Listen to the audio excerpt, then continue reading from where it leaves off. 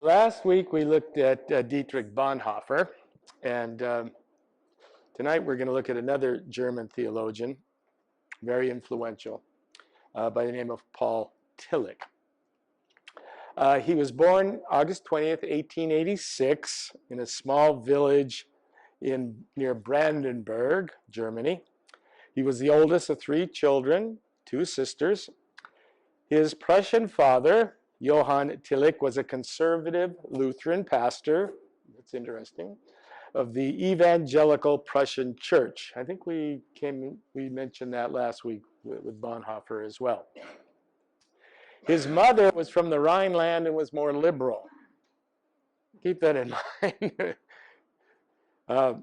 When he was 4, his father became superintendent of a diocese in a small town in Poland of 3,000 people. And that's where he began primary school. In 1898, he was sent to Königsberg to begin his gymnasium. You ever heard the term gymnasium? We would say gymnasium, but it's gymnasium. It's a term in various European languages for a secondary school that prepares students for higher. We would call it a what? A prep school, preparatory school. So he attended that in Königsberg. Interestingly, during that time, he was billeted into a boarding house, and he began to experience bouts of fairly extreme loneliness, which he then sought to overcome by reading the Bible. Meanwhile, he was also encountering secular humanistic ideas at school. So there's both streams feeding in here. His father's a conservative Lutheran pastor. His mother's a little more liberal. He's going to a gymnasium, which is influenced by secular thought of the time. He's lonely. He's reading the Bible. The kid's in trouble. Well, maybe not trouble, but he's going through that adolescent, whatever we call it. So then in 1900, his father was transferred to Berlin, and this meant that he had to switch to a Berlin school. So he's also moving from place to place, and he graduated there in 1904. And then, just as he was 17, his mother died of cancer. So he's had sort of a hectic adolescence. He went on to attend several universities. The University of Berlin, beginning in 1904. The University of Tübingen, which I mentioned last week, was a very prominent Protestant theological university. And then the University of Wittenberg. He eventually received a Doctor of Philosophy degree from the University of Breslau. So a bright young man. During his time at university, he became a member of this society, the Wingolf Christian Fraternity. It was in Berlin, it was in Tübingen, it was in Wittenberg. It was an umbrella organization of student fraternities and universities in Germany, Austria. It was one of the oldest ecumenical organizations in Germany. Do you remember what an ecumenical organization is? Bonhoeffer was very interested in the ecumenical movement, bringing the unity of Christianity back, trying to get the various streams of Christianity back into some sort of unity. So he was very involved in that. He was ordained as a Lutheran minister in 1912. So he becomes a minister. And then in 1914, he married, his first marriage, to a woman by the name of Marguerite Weber. And then in October, he joined the Imperial German Army. Why might you join the Imperial German Army in 1914? Yeah, World War I. He joined as a chaplain, and he served in the trenches, burying his closest friend and numerous soldiers in the mud of France. He was hospitalized 3 times for combat trauma and was awarded the Iron Cross for bravery under fire. He came home from the war psychologically shattered. He will later admit this. And in 1919, he and his wife are divorced. Trauma of that sort often causes family problems. So, not knowing a lot of the details, he was in a pretty bad emotional state at the time. So he went through a period of recovery, and then he began his academic career when he became a privatdocent at the theology at the University of Berlin.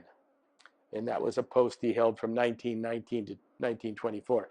That was an academic title conferred by European universities, especially in Germany, to someone who they felt held high enough qualifications to teach a designated subject at the highest level. I don't know that we have the equivalent here, but it was a title that he received. So he taught for 5 years, teaching theology at the University of Berlin. After his divorce, he had met Hannah Werner Gottschalk. Now, this is interesting. She was then married and pregnant. And in March of 1924, they married. It was the second marriage for both. That picture is it wasn't, that was her, that's the only picture I could find. It was, but why should that bother us in any case? We should only be looking at the soul. Anyway, this was in her older, and she did write an interesting book called From Time to Time about their life together, which was kind of an interesting life for a Protestant minister, because they were committed to an open marriage. Yeah, they were committed to an open marriage. Well, they both agreed. It did cause him some problems, as you might imagine, but they remained together until old age. So it worked for them. And if you want to read about it, get the book. From 1924 to 25, he served as the associate professor of theology at the University of Marburg. So you can see he has a very intense academic background. He's taught at all these universities. He's got a doctor of philosophy. But he's also got this other side to him, which has been more personal, experiential, of the traumas of life. So we got to remember that when we get to his theology.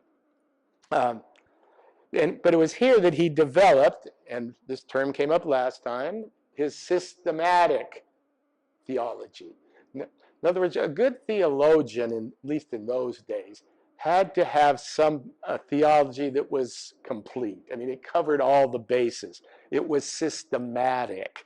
It had to cover not only abstract metaphysics, but ethics, even at that time, even political positions. But it was a system. And what is a system? A good system should have all its parts somehow working together. So he wrote this during this time. That's what he created. But it was also at this time that he met two very important people. One, Rudolf Bultmann, and the second, Martin Heidegger. So who was Bultmann? He was a Lutheran theologian, professor of the New Testament, one of the major figures of early 20th century biblical studies. He's known for his belief, and this is interesting, that the historical analysis of the New Testament is both futile and unnecessary. Now, you got to understand that at this time there was something going on. It had been gone on for a while. Albert Schweitzer, they were attempting to find who was the historical Jesus. Can we figure that out from the reading of the texts and and there were a lot of work done in this area, and I'll cover this a little more next week when we look at Croissant and the higher biblical criticism. But his view was this study was both futile and unnecessary. He argued all that matters is what he called the thatness and whatness of Jesus. That is, only that he existed, preached, and died. That's all that matters. Not all the details of his life. In fact, Bultmann called for something he called a demythologization of the Gospels. that they should be read as myth. Now, myth not meaning false, but not literally, and for their meaning. That's what that vatness was. All the details about, did Jesus do this? Did Jesus say this? Did he do that over here? Those are only steps to the thatness and whatness, or we might say the way of the message. That's what's important. And if you get caught up in all this wrangling about the historical Jesus, it'll never end. And you'll miss the point. You'll miss the point. So you got to remember, he was very influenced by Bultmann. So the Gospels should be seen as as stories with a meaning. That doesn't mean they're false. The Three Little Pigs how many of you believe in the Three Little Pigs story? Well, you might not believe in the literal, but is there a message there? It's probably true. You better build your house on a good foundation. That's the point. Okay? So this is what he was stressing. And he's stressing this because there was this kind of an attack going on. That if you could prove something about all the negative and contradictions about the details of the Gospels, somehow you undermined its message. Bultmann says you're missing the point. So he became friends with Bultmann. The other person was Martin Heidegger. He was a German philosopher, best known for his contributions to what is called existentialist thought. We don't have to get into all that right now, but what he focused on was what he called the anxiety of being in the world. If we're honest, we all experience the anxiety of being. We are all anxious creatures. And he uses this and what Heidegger was calling for, what he called an authenticity in facing suffering and death. Okay, just remember that when we get to Tillich later. Because Tillich, a lot of his theology, especially in The Courage to Be, was how do we face the reality of anxiety? Because it is an existential reality. People can deny it if they want, but that's what it is, denial. So he comes into contact with these two individuals. He was then, between 25 and 29, professor of theology at the University of Leipzig. So he and when he comes to the United States, he will be also at various major universities. He then went to the University of Frankfurt between 29 and 33. So he covered all the big universities. So he was a very well-known theological scholar. And in the process, and the only reason I mention these three gentlemen, these were three major secular philosophers of the time. So he had connection with them as well. So what he has is an in-depth connection, not only with the theological thought of Europe at the time, but the secular philosophical thought. So he's dealing with both aspects, trying to fit them all into his systematic theology. Okay.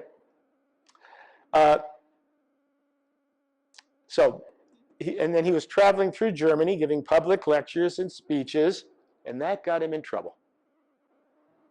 1933. What do you remember about 1933? Hitler.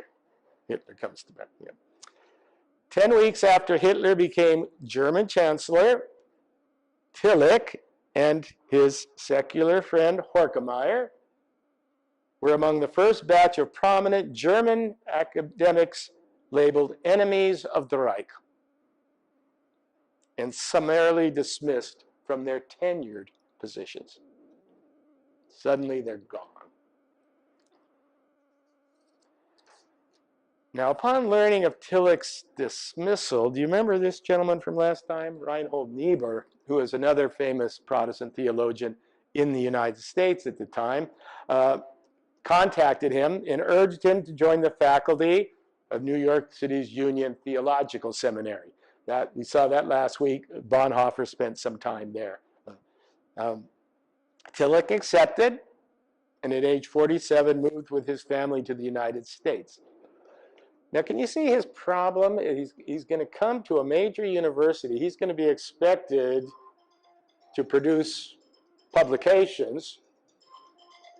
He doesn't know what? English. He's a German. He's a German academic. So he ends up teaching in the United States from 33 to 55. And in those first years, most of his time is spent learning English. And if you've ever read any of Tillich, his English is amazing. But it was learned at a very late time in his life. Learn from necessity if you want to. I mean, you become a professor at an English-speaking university, you better speak English. So, so that's from 33 to 55. How many years is that? He's at Union Theologic that's 22 years. 22 years, in which he publishes a great deal of material. He also was a visiting lecturer at Columbia. So his reputation began to grow as he began to publish. In 36, he published something called On the Boundary, and then the Protestant Era. I'm not going to go into those. But his most heralded achievement was in 51, when he published his systematic theology, which he had already, he'd done that at Marburg, but now he was effectively doing what? Translating his own German into English and publishing it here. And then in 52, The Courage to Be, which we will focus on near the end of this class. I consider that perhaps his most meaningful work, but we'll get to that. Because his systematic theology is very metaphysical in many ways. I don't think many of you are going to go out and order it. I mean, unless you're really interested in those aspects of theology. But because of it, he was invited to give what are known as the Gifford Lectures. These are a very famous set of lectures. He gave them in 1954 at the University of Aberdeen. They're an annual series of lectures established in 1887 by the will of Adam Gifford, Lord Gifford. What was their purpose? To promote the study of theology in the widest sense of the term. In other words, to promote the knowledge of God. That were the ground. If you're going to give one of these lectures, you're going to be talking about God in some way. And he was invited to give the Gifford, which is a very prestigious offer. If you give a Gifford lecture, you're going to be remembered. So these works eventually led to his being appointed at Harvard Divinity School, 1955, where he was among the 5 highest ranking professors at Harvard. He's a brilliant man. That year, he was featured on the cover of Time magazine. Now, what does that show you? He was able to somehow get beyond just this. How many academics are on Time? No. Somehow, his thought had to be filtering down into the popular culture. So by this time, that's what was happening. In 57, he published The Dynamics of Faith. We're going to explore that in more shortly. In 61, he was a founding member of the Society for Arts, Religion, and Contemporary Culture.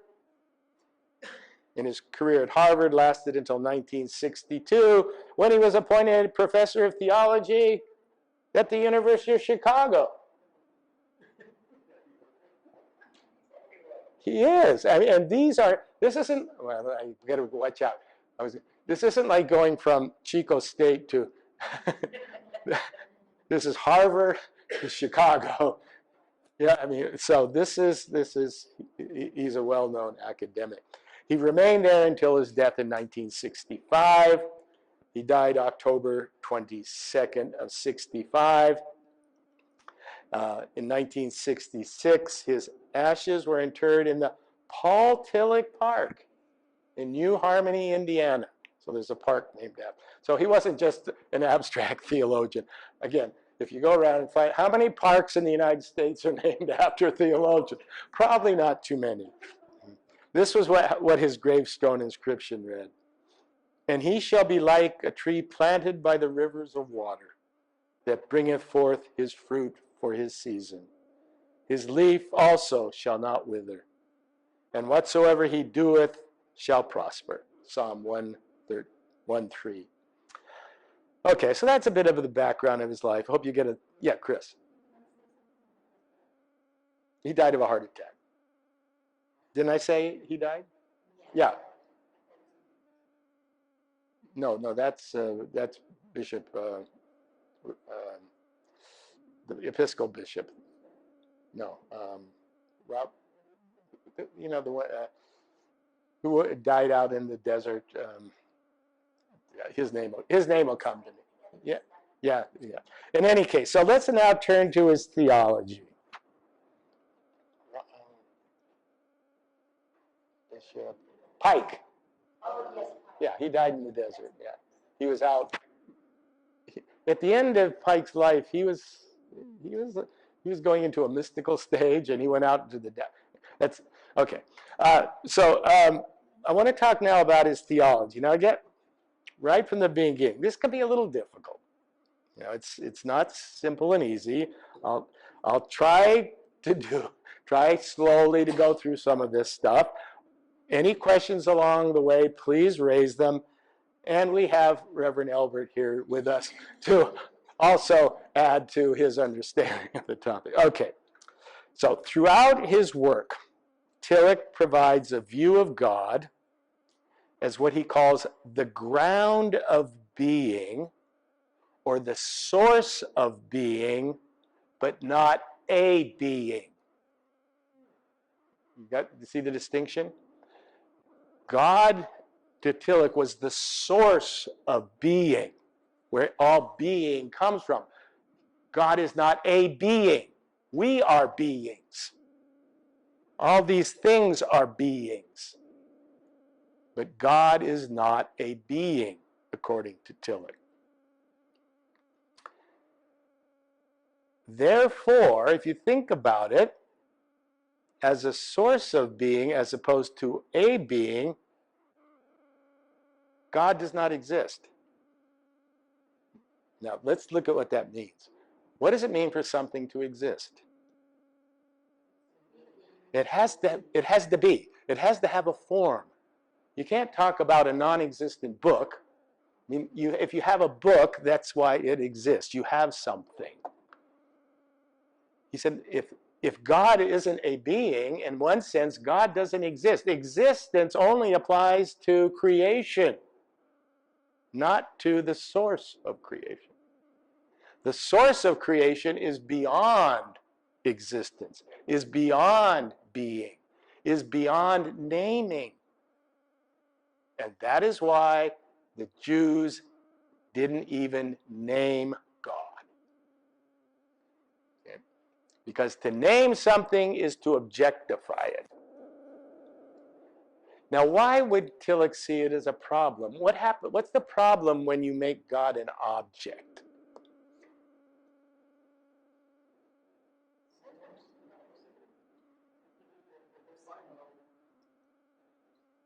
Well, if you make something an object, you're defining it.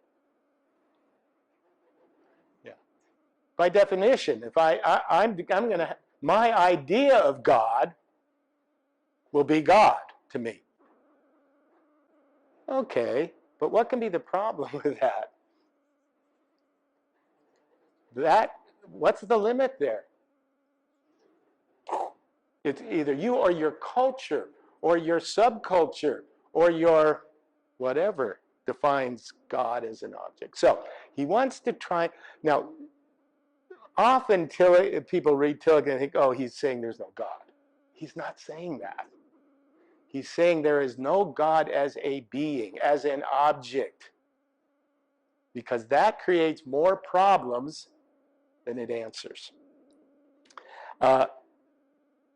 And he saw that traditional all the way from medieval philosophy, and you can name all the major philosophers, saw God as a supreme being. A being who was just more powerful, but still a being. And he wants to distinguish between those two. So he's critical of that traditional method of discourse, which he refers to as theological theism.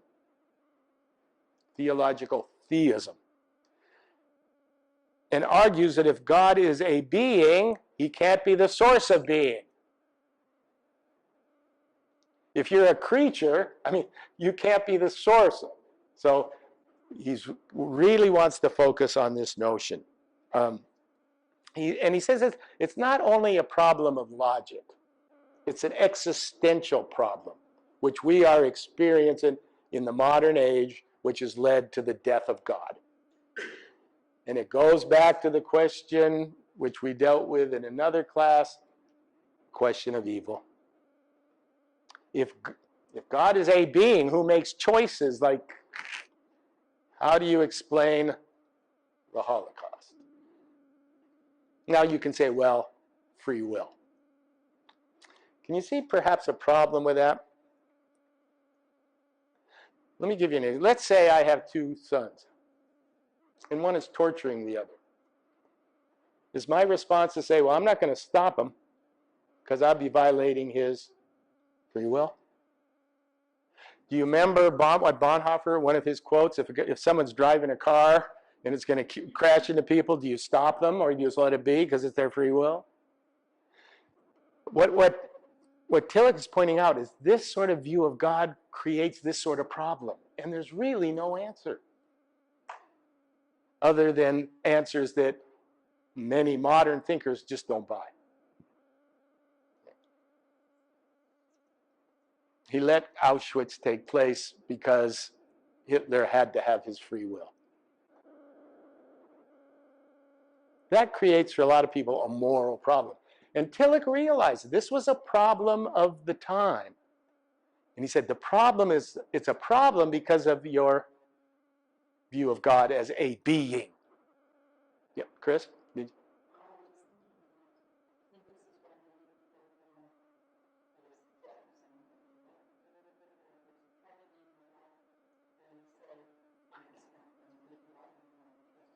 Yeah, well, yeah.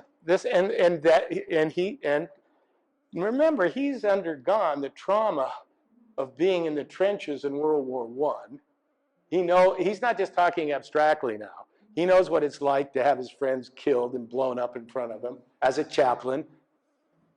Okay.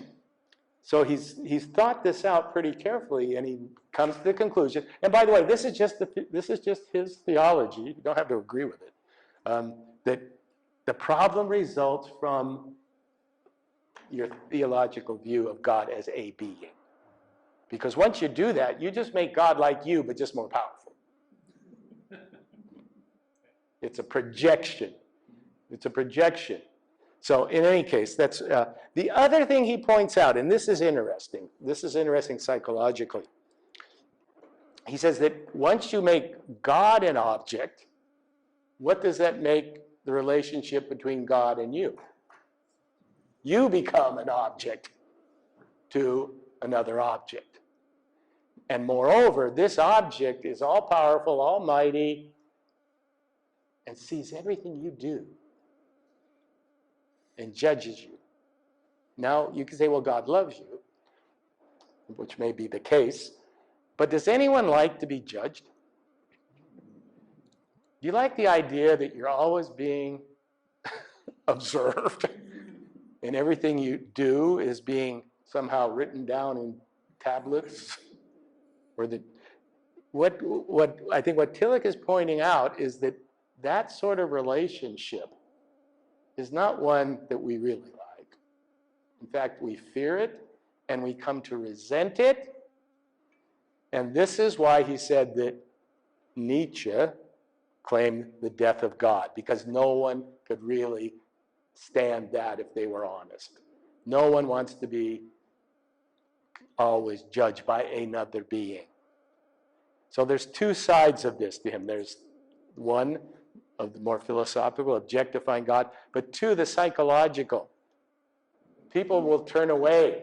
And don't we know that so many people have turned away from that fearful, judgmental side of God that has been presented? Why? Because they don't like it. It's not because they think they're right and pure and haven't done anything wrong. They may well admit that. They just don't want to have to be judged and opened up. Not only, but when you think about the theology of the final judgment. So he's saying that both of these things are a result of a certain view of God, which you don't necessarily have to believe. You can believe in God as the source of all this. And if it's the source of all this, you can't objectify it. It becomes a type of mystery, which is beyond our intellect, which we trust through faith.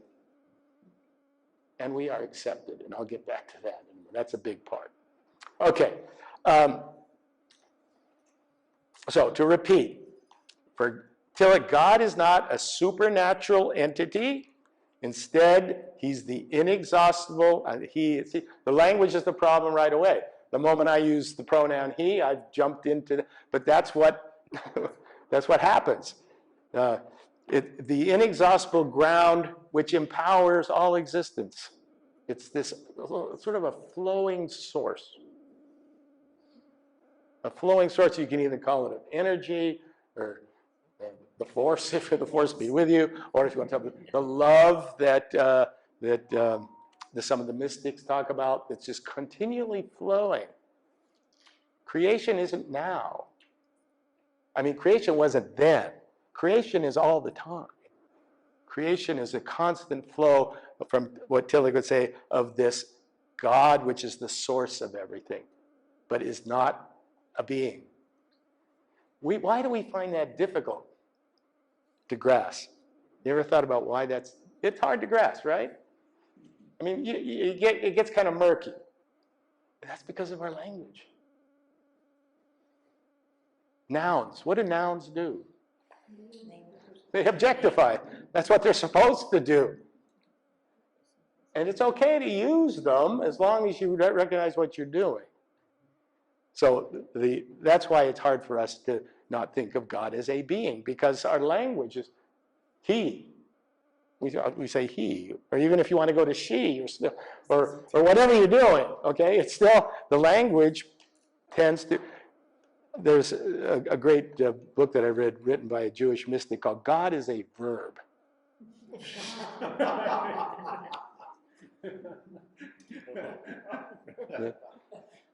God isn't a being. God is the process of being. Okay, so do we get the basic idea here? Hopefully so. If you want one other equivalent, what does John say in the gospel about God? God is what? Love. It doesn't say God is a being who loves. You see the difference? God is love, not someone who loves. We are perhaps someone or some people who love, because we're creatures. We are beings. John says God is love, not God is a lover.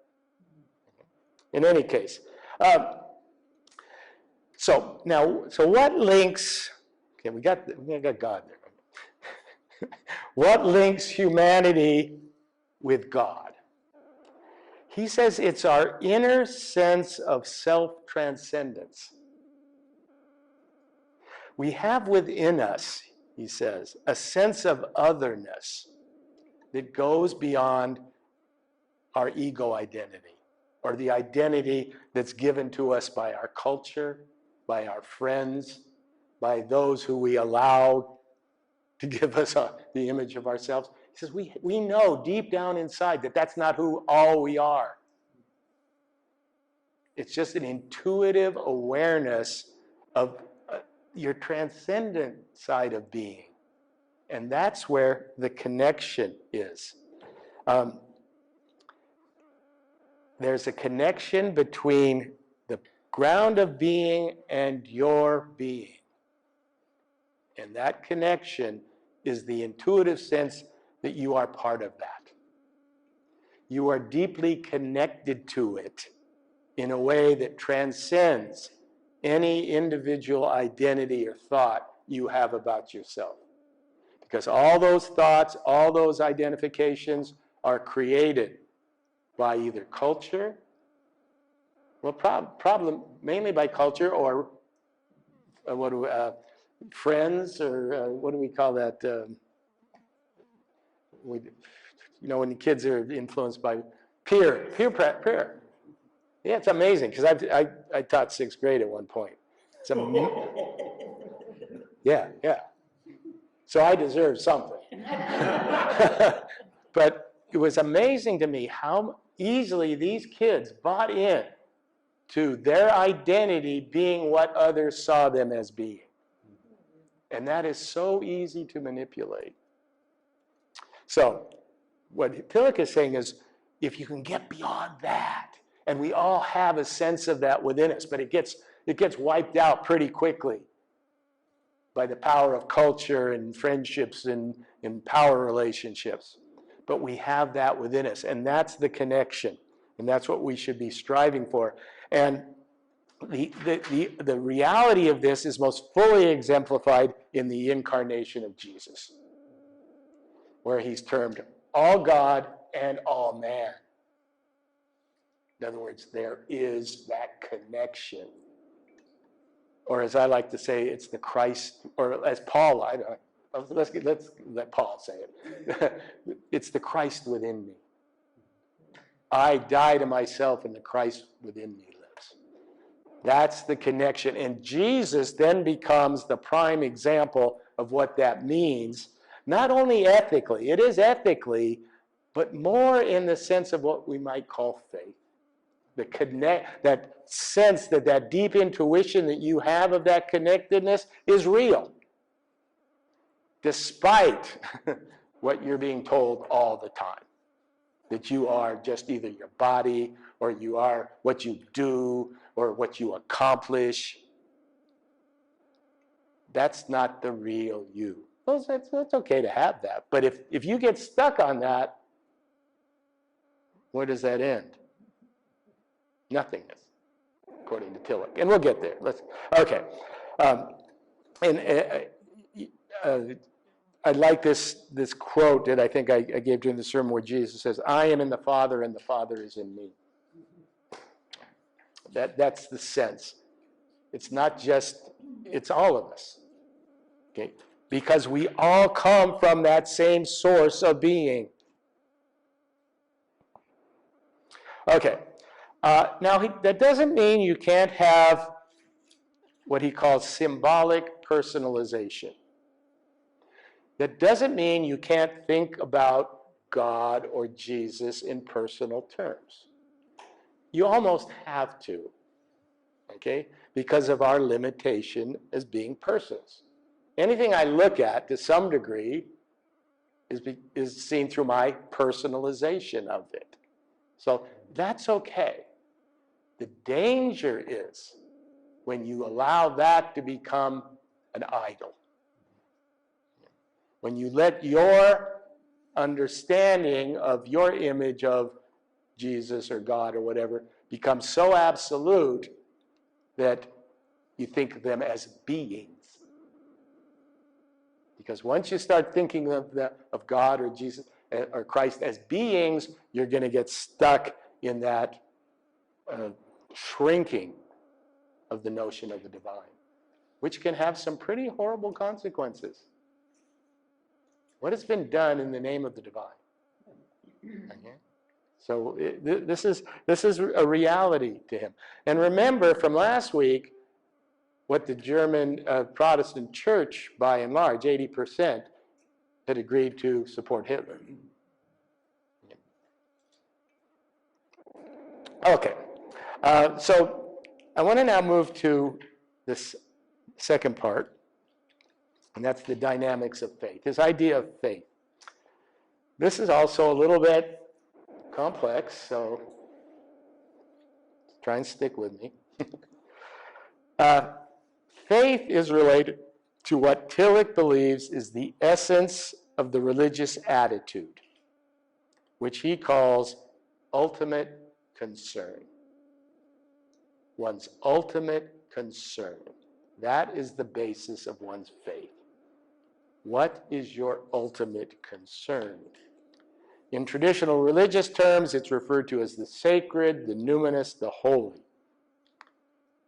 This is what he said in the Dynamics of Faith.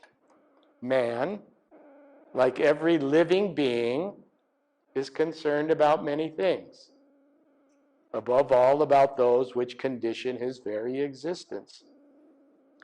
If a situation or concern claims ultimacy, it demands that all other concerns become secondary.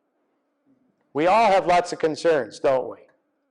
From what might take place in the election tonight, to who won the football game last night, to all sorts of concerns.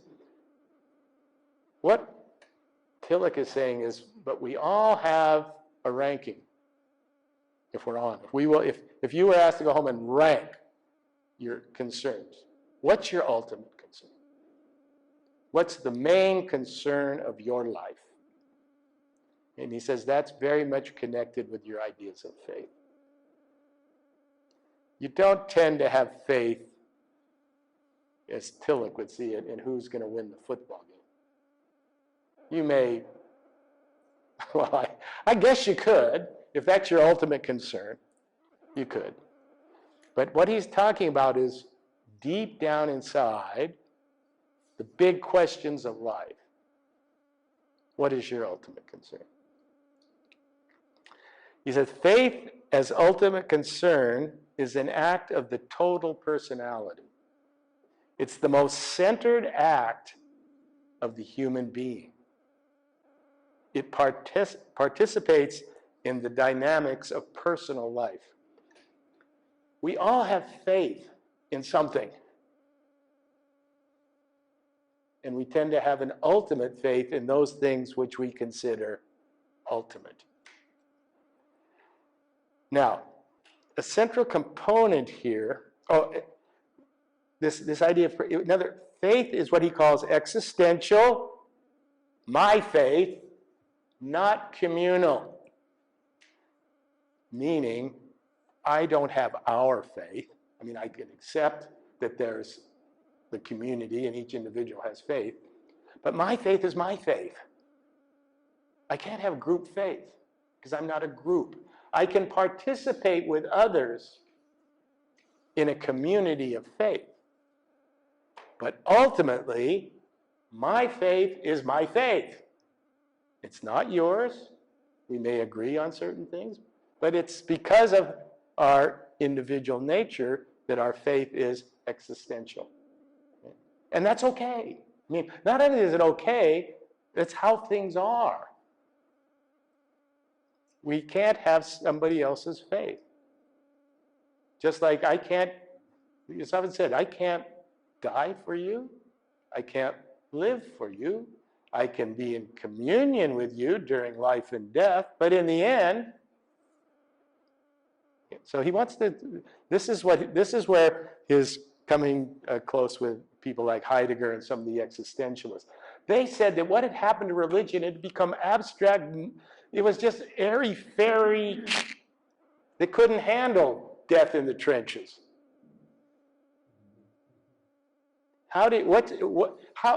Imagine, and this is where we have to open our minds to other people's perspective.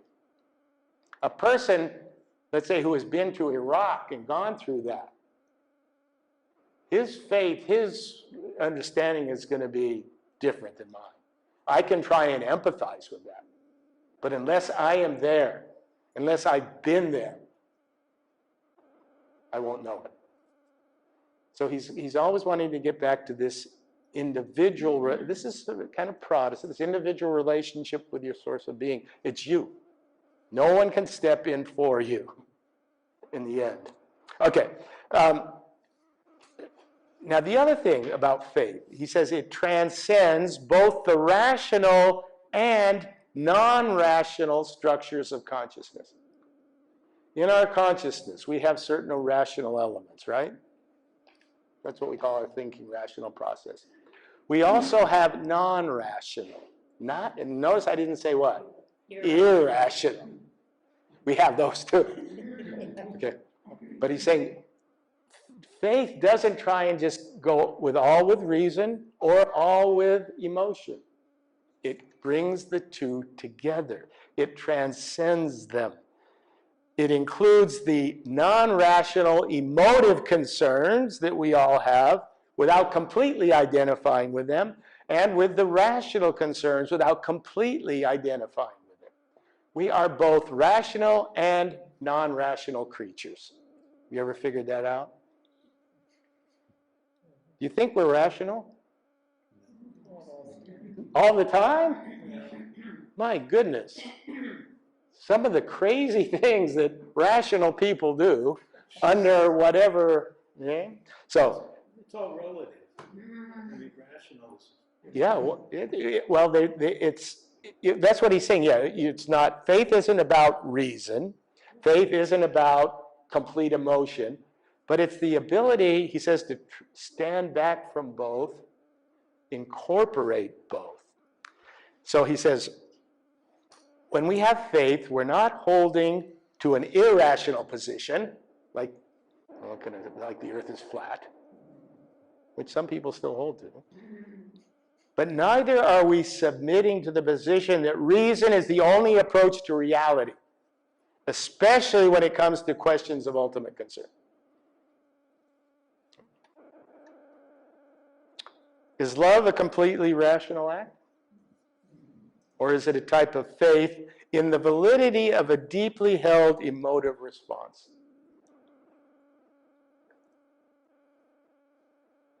When you fall in love, do you sit down at the calculator? I guess some people do these days. Make a list.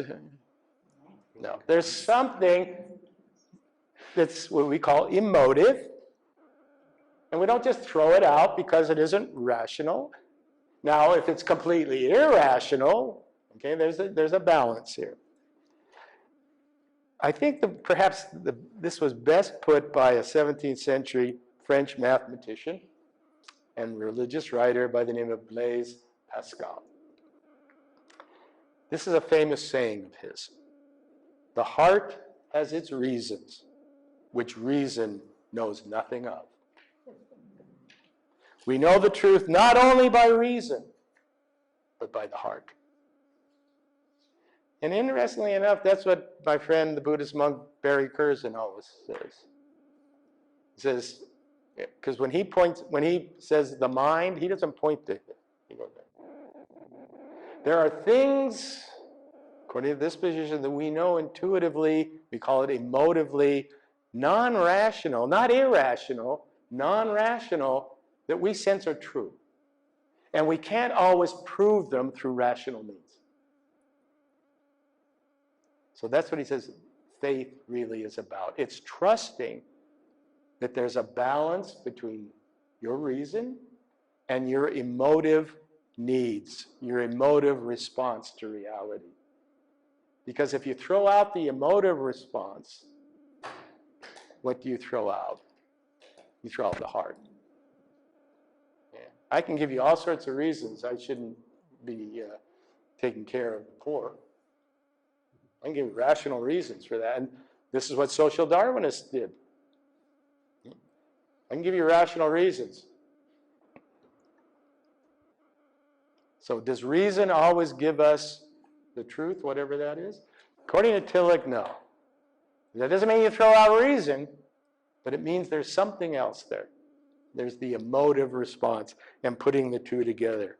I should also note that he says that you can have even atheists can have ultimate concern.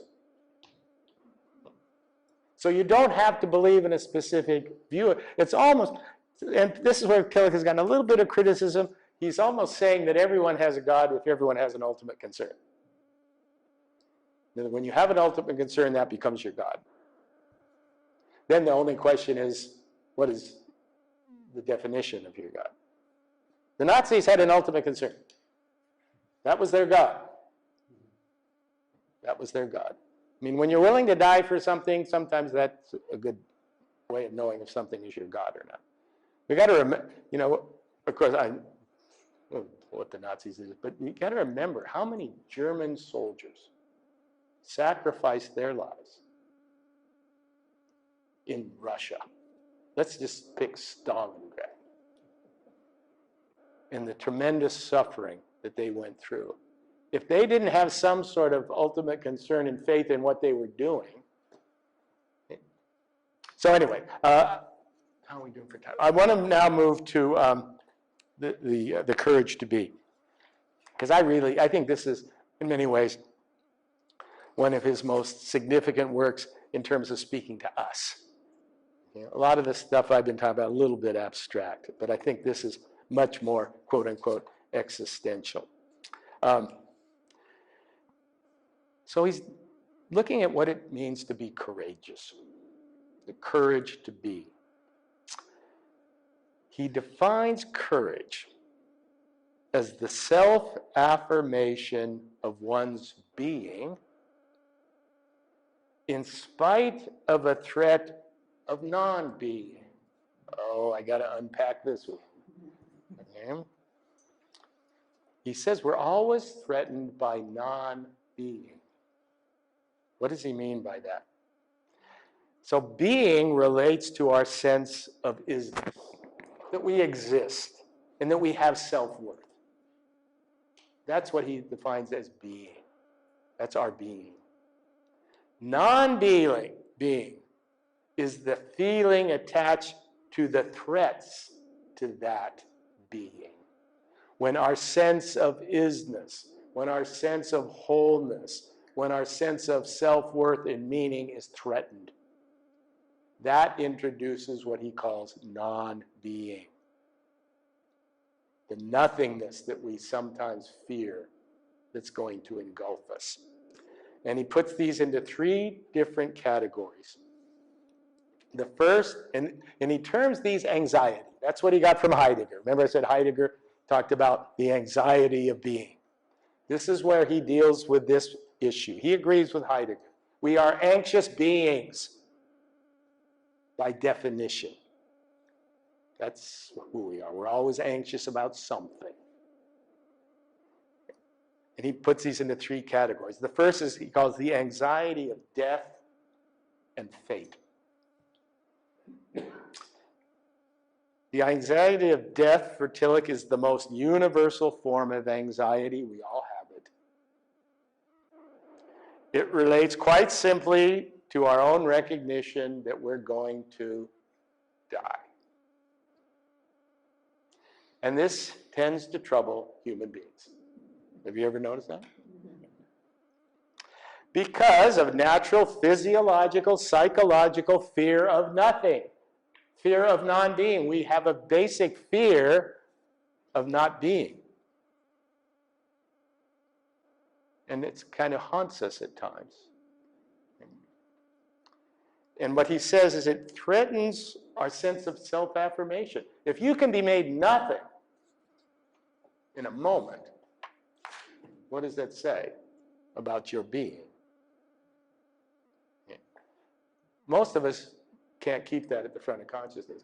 Could you keep at the front of consciousness that you could possibly die at any moment? Pretty difficult. I mean, when that happens is when you're in war. And you can see the psychological stress it creates. Even the greatest of heroes have this underlying fear of nothingness. This fear that, I could any moment be nothing. So that's the anxiety of death. The anxiety related to fate threatens our sense of control. We experience anxiety when we feel there are forces about which we can do nothing. Natural forces, earthquakes. Historical forces, wars. Physiological, psychological forces, disease, mental illness. And added to that, there's an awareness of the possibility of unintended consequences of our actions or our choices. We may choose with the idea that this is going to be the end of something, but that choice turns out to be the opposite. There's a great short story by Jean-Paul Sartre called The Wall. It takes place during the Spanish Civil War. And this young man, part of the resistance, is arrested by the fascist leaders. He and his comrades have agreed beforehand where they're going to hide out to escape the fascists once they find them. So they take this man in, I forget his name, but they start to torture him to get him to say where his friends are. Well, he gives them a false place. In the meantime, his friends have decided to move from where they were to another place. They go, they find him, and they execute him. Now, that's an example. Sartre, he's sort of, and that's a sort of a really extended example. But think of some example where you have intended something to happen, and then there's some other contingency out there that changes it. That's what he calls the anxiety of fate. Again, we can't deal with that in our consciousness too much, because then we wouldn't act at all.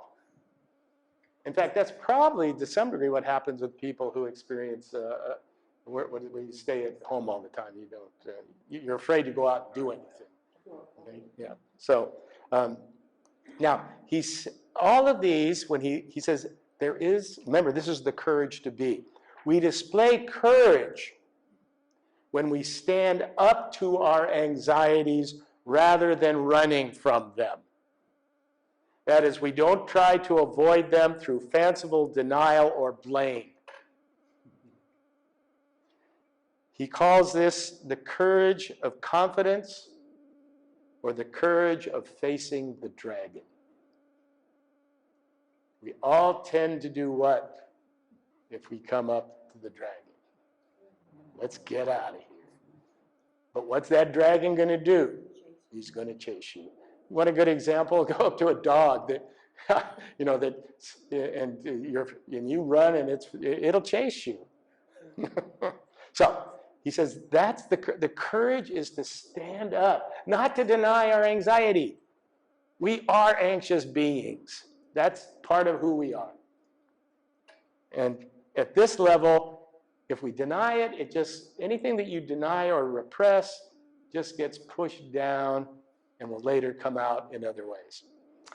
Then he has the second level, the anxiety of guilt and condemnation. This afflicts what he calls our moral self-affirmation. We like to think of ourselves as what? Good, moral, upstanding, righteous people. But we also realize we're responsible for our moral being. And when asked by our judge, whoever that might be, we have to account. And we all recognize if we're honest, what? We're gonna fall short. I think that's why Luther said, you want justice? You really want justice? You really want justice? So we display courage when we identify our quote-unquote sin or our despair or whatever is causing the guilt and rely on the idea that we are accepted regardless. Now this is very Lutheran. This is salvation through faith. The courage to be is the courage to accept oneself as accepted in spite of being unacceptable. What does that mean psychologically? If you just want to get away from the religious aspect at the moment. What does it mean to accept your guilt? That you're human. that you're human, that you can be loved despite, not because of. And that's unfortunately how we often raise our kids. You will be loved because of you're successful or because if you're good. There's nothing totally wrong with that, but if that's all there is, and that person is sensitive, that person will recognize, I ain't going to make it. So it's this anxiety of guilt, which again he got from Heidegger. Heidegger, in fact, said something to the effect that to be strong is to be guilty. In other words, to be strong is to admit that you have done these things. And moreover, you can't undo them necessarily. You can't will backwards. You ever notice that? You might like to. You might like to say, gosh, I wish I hadn't done that. Does that change what happened? No. So you're sort of stuck there. And what Tillich says is you have to have the faith that there is love despite. And that will be, of course, his relationship with God. That doesn't mean you don't have to answer, but that you are still loved even though you answer. It's interesting, even because this is one of his latter writings, that there's still some struggle in trying to really be consistent because, again, his initial definition of God as a non-being, because we don't want to be judged, and yet he's defining the need to have courage in those terms. In the terminology of being judged. And that's where we're all kind of stuck. We all, like I said before, I have some deep fears within me. It may have come from an angry father. But these things get into our psyche, whether we like them or not. And that's what psychoanalysis is supposedly to be. Somehow, if you just understood, if you could just be rational about these and understand what that meant, sometimes that just doesn't work. You can explain something rationally to someone who has a phobia. And I dealt with that. I had this when I was teaching in the Bay Area. I was coaching volleyball. One of my setters had a phobia of crossing bridges. We lived in the Bay Area.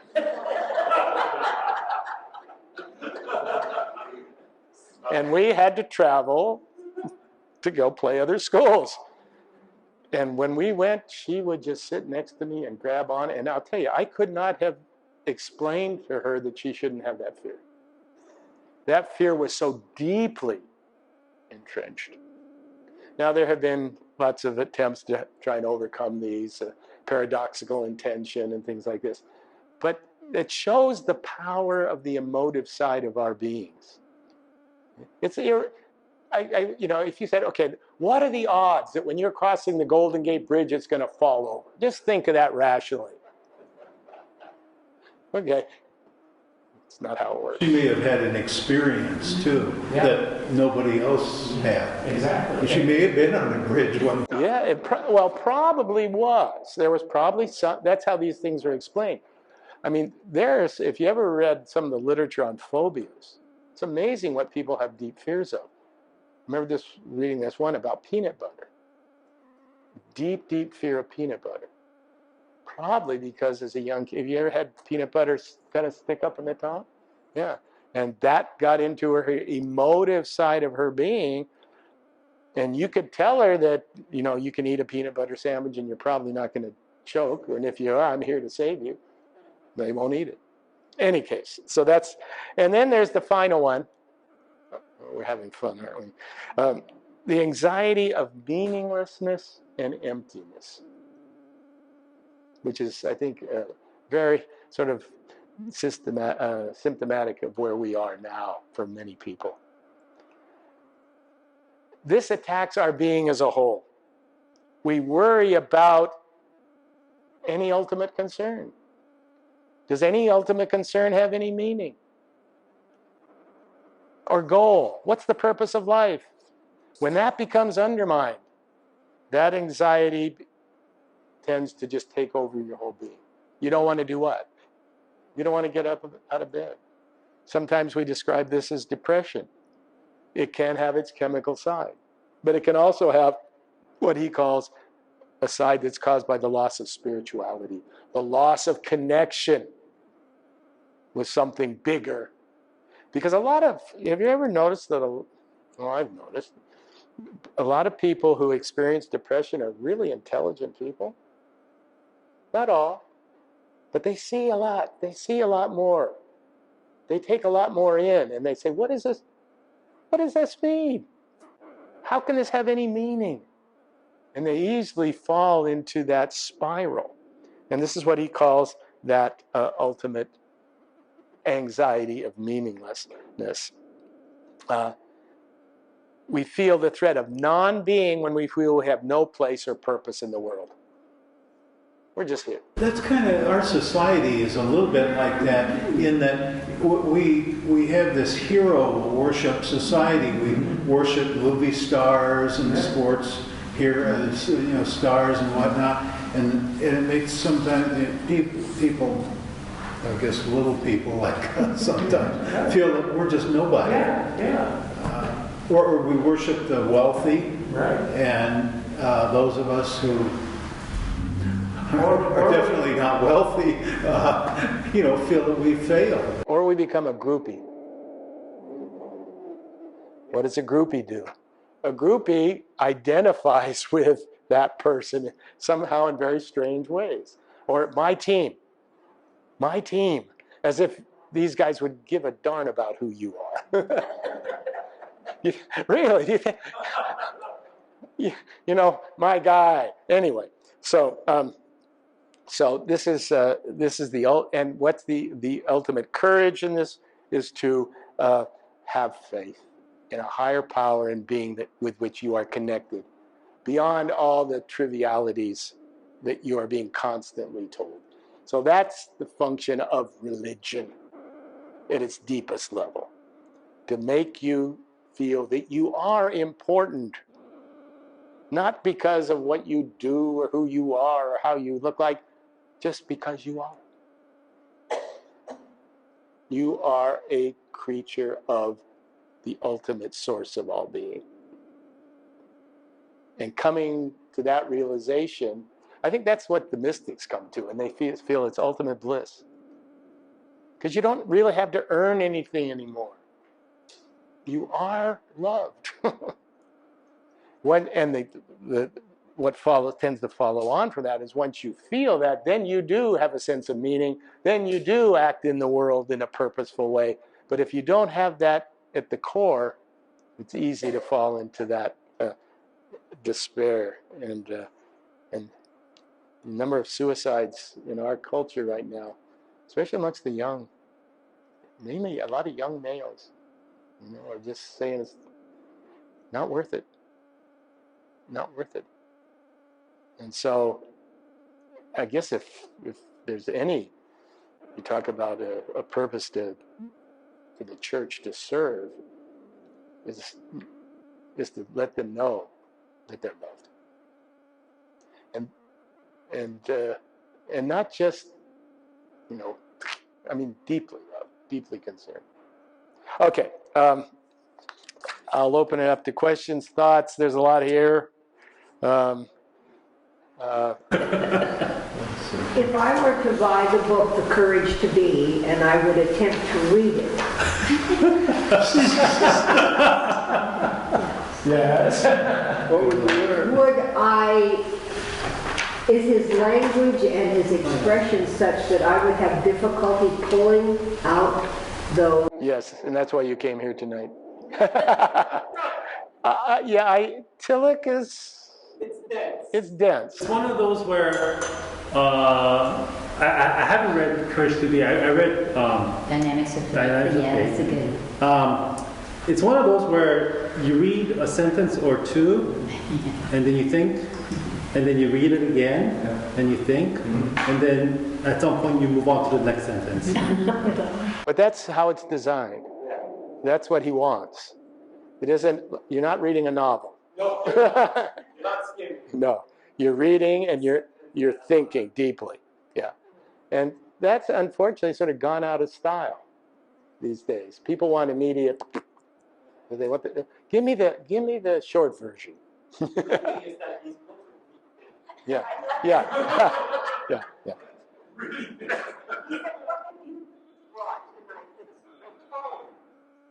That's a dictionary. This is how I get my notes closer to me so I can see them. No, this is, yeah, that's a dictionary. You want to? Any other thoughts? Yeah, Dave? The question is, why are we here? And what are the odds of any one of us being here? Astronomically against it. But we're here. It's like with the lottery, right? What are the chances? Well, someone won it tonight. So eventually, regardless of those odds, someone won. Yeah. So yes, we're here. The odds of us being here are astronomical. But the fact that we're here is 1 to 1. Think of it that way. There are no odds. We're here. Okay. Next week we'll be looking at a Catholic thinker, John Dominic Crossan, very, very involved in what was called the Jesus Seminar, which is looking at the historical Jesus. He's written a number of books, popular books. They are much more accessible. He wrote them along. The last few were written with a Protestant sidekick, Marcus Borg, who he died last year, didn't he? Yeah, he died. They've written some wonder. The First Christmas, the Last Week, the First Paul. So we'll look at all of that next week. Okay. Thanks for coming. Hope you don't have a headache.